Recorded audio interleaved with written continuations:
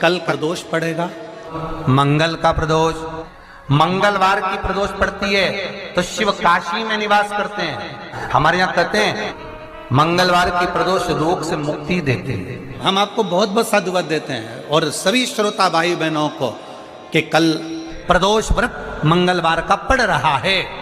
लड़के को मंगल है, क्या करा जाए, कुछ मत करो। प्रदोष के व्रतों में वर्णन किया गया है कि रवि का प्रदोष, भौम का प्रदोष, मंगल का प्रदोष, बुध का प्रदोष, गुरु का प्रदोष, शुक्र का प्रदोष, शनि का प्रदोष। जो प्रदोष पड़ते हैं पूरे महीनों में, पूरे वर्ष में, मंगल का प्रदोष निकाल कर रख लो कि मंगल का प्रदोष इस दिन पड़ रहा है, मंगल की त्रयोदशी तिथि पड़ रही है। और जिन लड़का लड़की को मंगल होते हैं, जिन कन्या और वर को मंगल होते हैं, केवल शंकर भगवान के मंदिर में जाकर चौमुखी दिया, 4 बत्ती का दिया आटे का, उसमें घी डालकर लड़की शंकर भगवान के मंदिर में मात्र 7 बार शंकर पे से उतार कर 3 बार स्वतः उतार कर शिव के मंदिर में रख देती है। उसका मंगल आड़े आता ही नहीं है, मंगल नहीं आता सामने।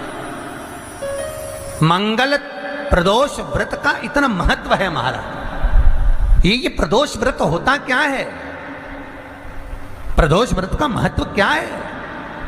एक बात बहुत ध्यान से सुनिएगा। विवाह, शादी, संतान प्राप्ति, विवाह के बाद में विवाद या किसी नए कार्य के लिए आगे बढ़ रहे हैं और उसमें अड़चन आ रही है, तो एक बार किसी ज्योतिष आचार्य के पास जाकर पूछना, वो बता देगा या तो मंगल या शनि कुछ ना कुछ, कोई ना कोई क्रूर ग्रह तकलीफ दे रहा होगा। ज्योतिष आचार्य के पास जाएंगे, वो कहेगा। जितने भी ग्रह हैं, चाहे राहु हो, केतु हो, मंगल हो, शनि हो, बुध हो, भौम हो, सूर्य हो, ये सारे जो ग्रह हैं ये शंकर भगवान के शिवलिंग के पास में विराजमान है, शिवलिंग के पास में विराजमान। कभी मौका मिल जाए, विवाह शादी में देरी हो रही हो, या कोई नया कार्य चालू कर रहे हो उसमें देरी हो रही हो, या कोई सर्विस के लिए, नौकरी के लिए जा रहे हो और वो कार्य नहीं हो रहा हो, तो एक धतूरा, केवल एक धतूरा, उस धतूरे को फोड़कर उसके अंदर का फल निकालकर उस फल को शिवलिंग पर चढ़ाकर 1 लोटा जल शंकर भगवान को समर्पित कर आइए। दिन होना चाहिए मंगलवार। कौन सा दिन होना चाहिए? जम के बोलो जरा, मंगलवार का समर्पित करो।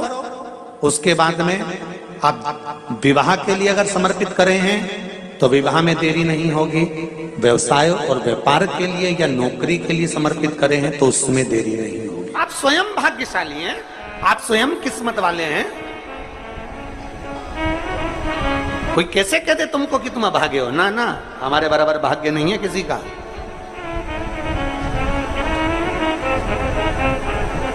तुम्हारी ग्रह खराब है, तुम्हारे ग्रह खराब है। संभेश्वर महादेव का नाम 7 कनेर के पुष्प, कितने? 7 कनेर मालूम है? ये रोड पर जो जाते हो डिवाइडर में पीला पीला फूल लंबा, जो कि पशु पक्षी कोई नहीं खाता, जहरीला फूल माना जाता है। कनेर के 7 फूल, एक बेलपत्र। जिस समय पर कनेर का फूल बेलपत्र के साथ चढ़ाया जाएगा तो 7 कनेर के पुष्प सीधी बेलपत्र पर आपको रखना। 2-3 प्रदोष कर कर देखना। अगर कोई आपसे कहे कि आपका भाग्य ठीक नहीं चल रहा, आपकी किस्मत ठीक नहीं चल रही, आपके ग्रह ठीक नहीं चल रहा है, आप भाग्यशाली नहीं हो, पहले तुम वहां से उठ जाओ, उसके बाद में देवाधिदेव महादेव के पास 7 कनेर के पुष्प एक बेलपत्र में रखकर नंदीश्वर के पास में बैठकर श्री शिवाय नमस्तुभ्यम बोलकर अशोक सुंदरी वाली जगह पर स्पर्श कराकर भगवान शंकर पर 7 फूल के साथ बेलपत्री की डंडी अशोक सुंदरी की साइड हो, ऐसा स्मरण करते हुए शिव को समर्पित कर दे। वही बेलपत्री 5 बार नमः शिवाय या पंचाक्षर मंत्र, षडाक्षर मंत्र या श्री शिवाय नमस्तुभ्यम बोलकर वही बेलपत्री 3 प्रदोष, 4 प्रदोष, 5 प्रदोष, 2 प्रदोष, जितने प्रदोष आप चढ़ा रहे हैं प्रदोष काल में, वो बेलपत्री लाकर अपने कक्ष में अपने पूजन वाले स्थान पर रखते जाओ। एक बेलपत्री एक प्रदोष पर लाओगे, अगला प्रदोष आएगा, कितना अंतर पड़ता है आपके भाग्य बदलने में, आपको खुद मालूम पड़ जाएगा कि आपकी किस्मत कैसे बदल रही है। मेहनत आपको करना है, परिश्रम आपको करना है, लगन आपको लगाना है, और बेलपत्री और कनेर का पुष्प शिव को चढ़ाना।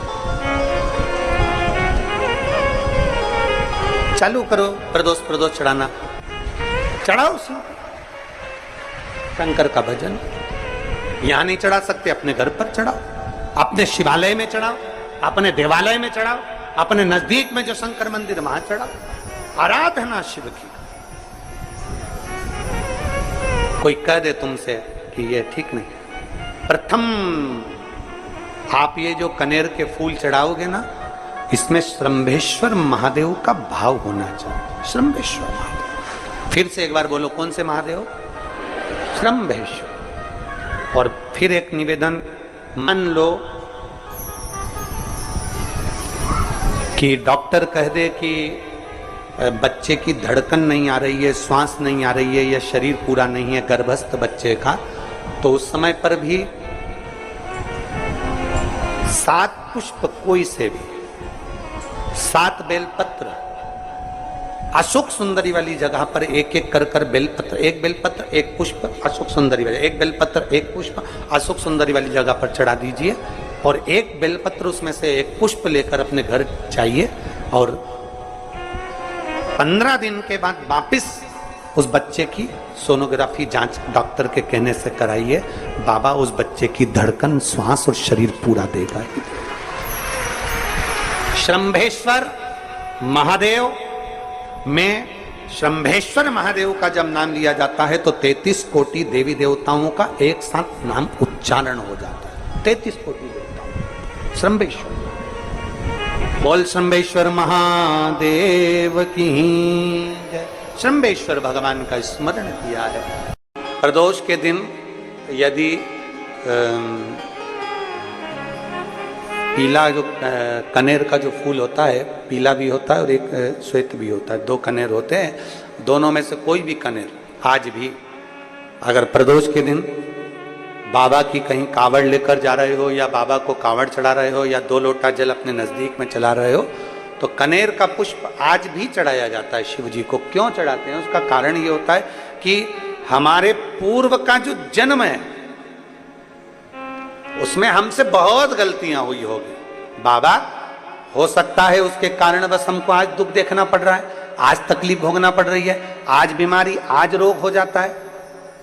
तो उस रोग से मुक्ति एक दिल से जो मांगो, हमारे पूर्व का कोई कर्म होगा तो बाबा उसको समाप्त करे, हमारे पूर्व का किया हुआ बेकार कर्म समाप्त करे और हमको अच्छा करे, हमारे मन के मनोरथ पूर्ण करे, ऐसी कृपा करे बाबा। शिव के मंदिर में कभी मौका लग जाए, आपके घर में हो कनेर, आपके आसपास में कहीं लगा हो, तो वहां से लेकर शिव का श्रृंगार, शंकर का श्रृंगार भी कनेर से कर सकते हो। शिव का शंकर का बच्चा हो, बूढ़ा हो, जवान हो, वृद्ध हो, बीमार हो, दुखी हो, तकलीफ हो, कष्ट हो, सुखी हो, कैसा भी हो, अगर कोई सावन के महीने में पार्थिव लिंग का निर्माण कर लेता है, या सावन से हटकर भी पार्थिव लिंग का निर्माण कर लेता है, उसको बार बार जन्म नहीं लेना पड़ता। मृत्यु में बार बार जन्म, बार बार मृत्यु से छूट जाता।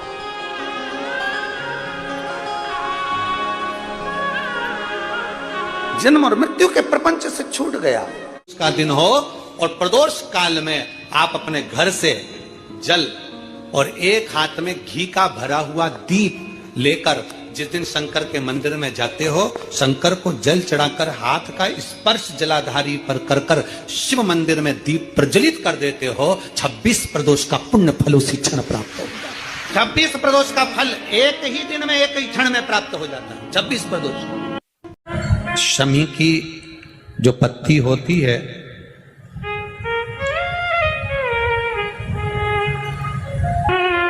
शमी की जो पत्ती होती है, एक पत्ती में जितनी पत्तियां लगी होती हैं और एक पत्ती के अंदर, जरा ध्यान देंगे, जैसे इस पत्ती में ढेर सारी पत्तियां लगी हुई है, पत्ती में से भी एक पत्ती तोड़ोगे और एक पत्ती तोड़ने पर उस पत्ती को भी अगर गिनोगे तो उसमें बहुत सारी पत्तियां होती हैं। आज प्रयास करना, अगर कहीं आपको शमी की पत्ती मिले तो जैसे ये पत्ती, इस पत्ती को तोड़ा गया, इस पत्ती में से एक पत्ती निकाली गई और एक पत्ती निकालकर आप धीरे से रखना, उसमें भी बारीक बारीक बारीक बारीक बारीक बारीक बहुत सारी पत्तियां नजर आती हैं। शिव महापुराण की कथा कहती है, जो सोमवार की अष्टमी हो या प्रदोष का व्रत हो या 12 महीने की शिवरात्रि हो या किसी भी दिन प्रदोष काल के अंतर्गत शंकर भगवान को एक शमी का पत्ता कोई भूलवश भी समर्पित कर देता है, तो जितनी एक पत्ती में पत्तियां होती है और उस पत्ती के अंदर भी एक पत्ती को तोड़ने के बाद जितनी पत्तियां होती है, उतने जन्म मृत्यु लोक में मनुष्य के नहीं होते। 84 लाख योनियों में से वो योनियां कट जाती हैं और देव योनि प्राप्त हो जाए। एक शमी पत्र की इतनी महत्वता है।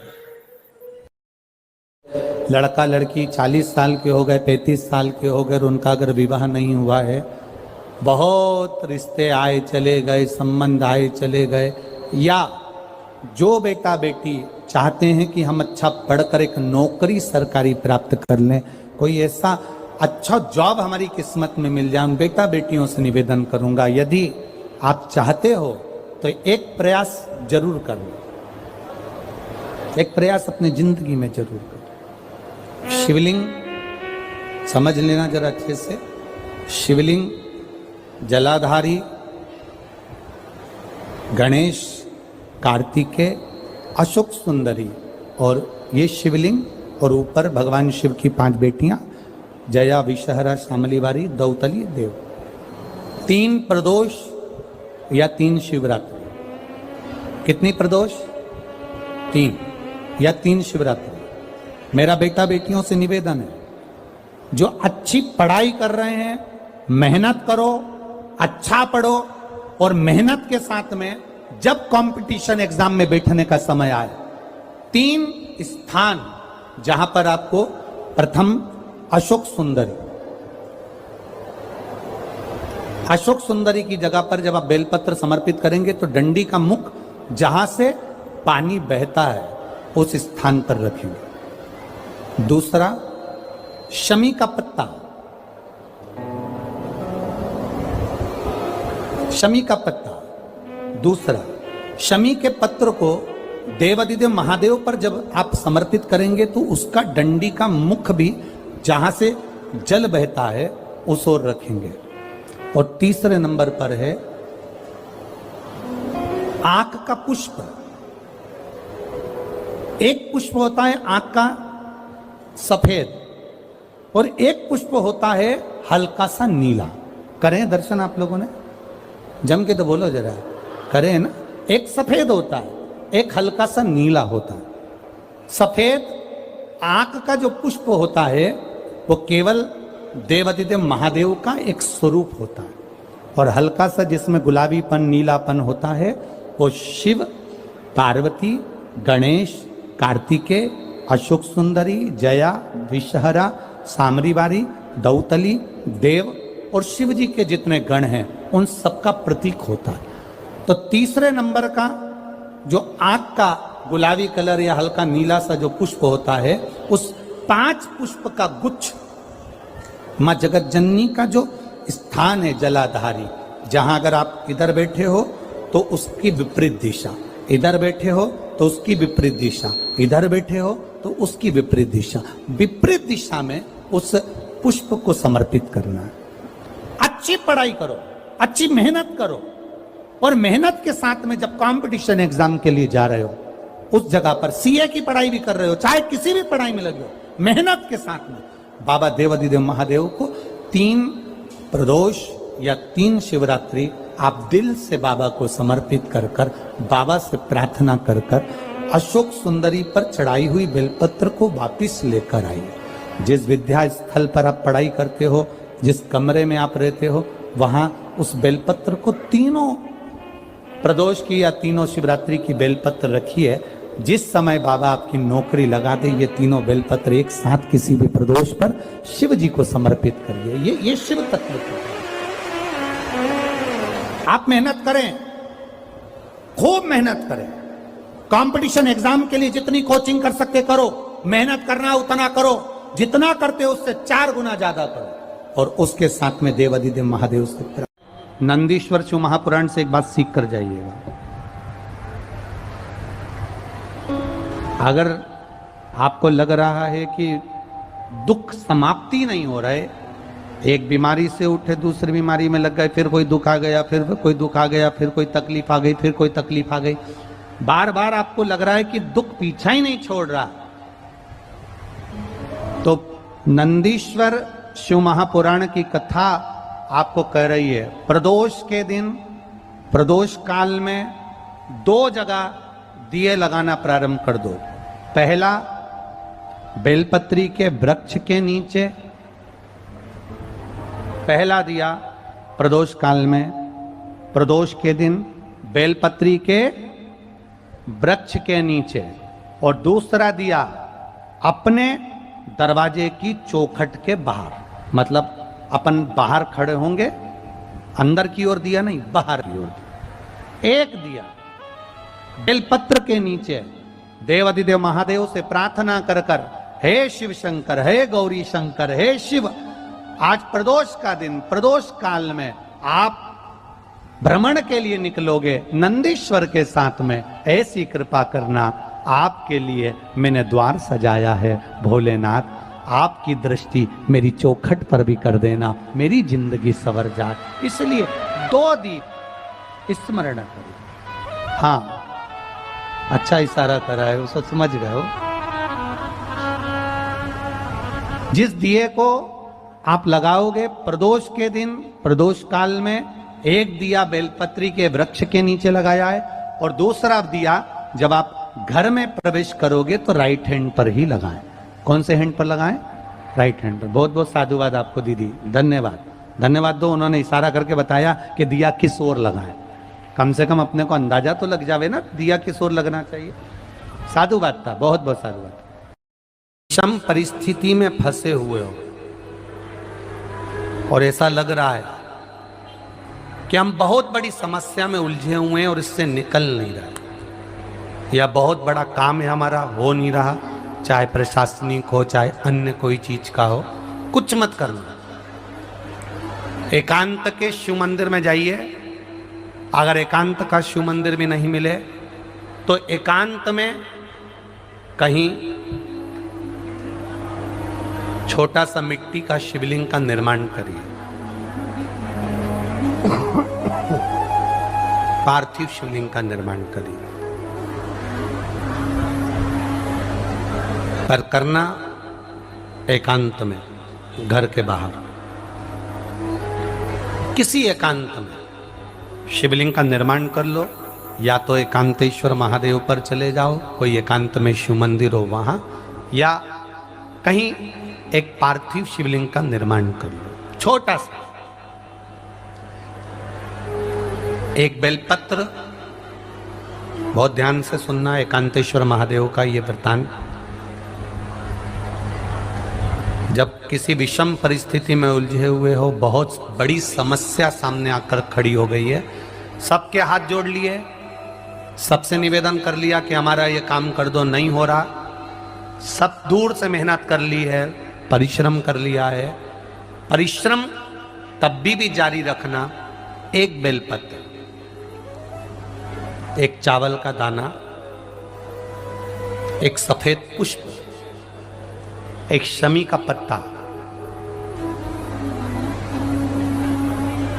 एक छोटी सी दुर्वा। दुर्वा जानते हो सब लोग, जो जमीन पे दूब लगी होती है, दुर्वा, दुर्वा, एक दुर्वा। वो दुर्वा में बस, दुर्वा में वो जो दुर्वा होती है, कोई कोई दुर्वा एक डंडी की होती है। दुर्वा में बस इतना ध्यान रखना कि दुर्वा एक रहे और उसमें से 2 पत्तियां निकली हुई हो। देखिए ना आप लोगों ने, पहले बोलो, जम के बोलो, देखा है ना? दुर्वा एक हो और 2 पत्ती की हो, एक ही कहलाएगी। 2 पत्ती निकली हुई दुर्वा, एक श्वेत पुष्प, शमी का पत्ता, बेलपत्र, चावल का एक दाना। एकांत में कोई शिव मंदिर हो, अगर मंदिर ना हो तो एक छोटा सा पार्थिव शिवलिंग का निर्माण किसी पेड़ के नीचे एकांत में जाकर पूजन कर कर, आराधना कर कर, घी का दीप लगाकर एक एक सामग्री शिव जी पर अपने मन की कामना कर कर समर्पित करना प्रारंभ कर दीजिए। शुरुआत दुर्वा से करना। दुर्वा के बाद में श्वेत पुष्प, शमी का पत्ता, चावल का दाना और बेलपत्री सबसे आखिरी में बाबा को समर्पित कर कर, हृदय से प्रार्थना कर कर, बाबा से निवेदन कर कर, दीप अगर मंदिर में कर रहे हो तो दीप ठंडा होने का इंतजार मत करना। अगर पेड़ के नीचे एकांत में शिवलिंग का निर्माण कर कर पूजन कर रहे हो तो दीप ठंडे होने का इंतजार करना। दीप ठंडा हो जाए तब भगवान शिव को ले जाकर विसर्जन करना। जो एक बेलपत्री है बस उसको घर लेकर आना, बाकी का सब विसर्जन कर कर आना। मेरा एकांतेश्वर महादेव उस कार्य में सफलता प्रदान कर देगा। एकांतेश्वर महादेव की आराधना। तुम रुका जी कह रहे हैं माता पार्वती से, पार्वती आप शिव जी की आराधना करो, मना नहीं, पर शंकर की आराधना में कीर्ति को, वैभव को पीछे छोड़ो। एकांत में बैठा हुआ महादेव, एकांतेश्वर महादेव की मूलता यह कहती है, महत्वता यह कहती है कि आप अपने अहंकार से दूर हो जाओ। अहम से दूर होकर मेरे करीब में आओगे तो तुम्हें खाली नहीं रखूंगा, झोली भर कर ही भेजूंगा। वो एकांतेश्वर। प्रदोष का दिन, प्रदोष काल, शाम का समय, भगवान देव अधिदेव महादेव माँ जगतजननी पार्वती जी के साथ में भ्रमण पर निकले। देखिए,